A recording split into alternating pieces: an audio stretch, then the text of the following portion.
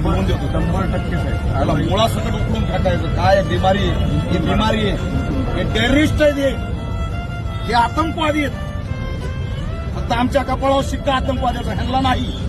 आमच्यासाठी जनसुरक्षा विधी आहे, यांच्यासाठी काय खुलेआम आमच्या मुस्लिमांना स्टेटसवर शिव्या देणार, तिथे जनावरं धरायला येणार, या ठिकाणी मारहाण करणार. तुम्ही कायदा हातात घ्यायचं तुम्हाला अथॉरिटी दिली कुणी? भयंकर आहे, भयंकर. नका काढले साहेब. मानवतेचा शेवटचा मित्र तुम्हाला एकटं नाही